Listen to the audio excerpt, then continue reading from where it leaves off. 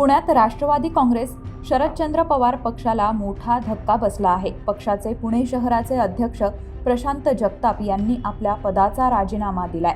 आगामी महापालिका निवडणुकीच्या पार्श्वभूमीवर पुण्यात दोन्ही राष्ट्रवादी एकत्र येणार असल्याचं जवळपास निश्चित झालंय।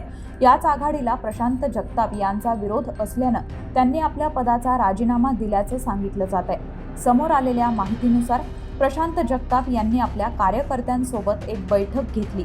या बैठकीतच जगतापांनी राजीनामा देण्याचा निर्णय घेतल्याचं सांगितलं जात आहे। त्यानुसार जगताप यांनी खासदार सुप्रिया सुळे यांच्याकडे आपला राजीनामा दिला आहे।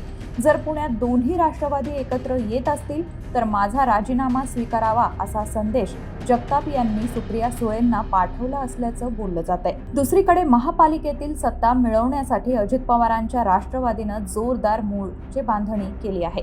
तसंच शरद पवारांच्या राष्ट्रवादी सोबतही त्यांचा संवाद सुरू आहे। हीच बाब शहराध्यक्ष प्रशांत जगताप यांना समजताच त्यांनी माध्यमांसमोर येऊन या आघाडीला विरोध केला आहे। जर दोन्ही राष्ट्रवादी एकत्र येत असतील तर मी राजीनामा देईन अशी भूमिका प्रशांत जगताप यांनी मांडली होती। याच पार्श्वभूमीवर प्रशांत जगताप यांनी पक्षाचे सर्वेसर्वा शरद पवार यांची देखील भेट घेतली होती। या भेटीत त्यांनी अजित पवारांसोबत न जाता महाविकास आघाडी करून एकत्र लढलो तर कसा फायदा होईल याबाबत स्पष्टीकरणही दिलं होतं। मात्र प्रशांत जगताप यांच्या या भूमिकेला पक्षाकडून फारसा प्रतिसाद न मिळाल्याचं आता दिसून येत आहे। पुणे महापालिकेसाठी एकत्र येण्याच्या पार्श्वभूमीवर शरद पवार यांच्या पक्षाकडून एक समन्वय समिती स्थापन करण्यात आली आहे।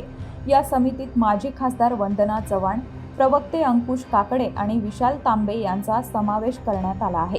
तर शहराध्यक्ष असूनही प्रशांत जगताप यांना या समितीतून वगळण्यात आले।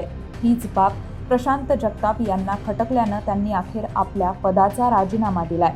त्यामुळे पक्ष फोडून वेगळी चूल मांडणाऱ्या अजित पवारांना जवळ करताना शरद पवार प्रशांत जगतापांसारख्या निष्ठावंत कार्यकर्त्याची समजूत काढणार की पुतण्यासाठी आपल्या कार्यकर्त्याचा राजीनामा स्वीकारणार हे पाहणं महत्त्वाचं असणार आहे। अशाच घडामोडी जाणून घेण्यासाठी माय महानगर लाईव्हला सबस्क्राईब करा आणि बेल आयकॉन प्रेस करायला विसरू नका।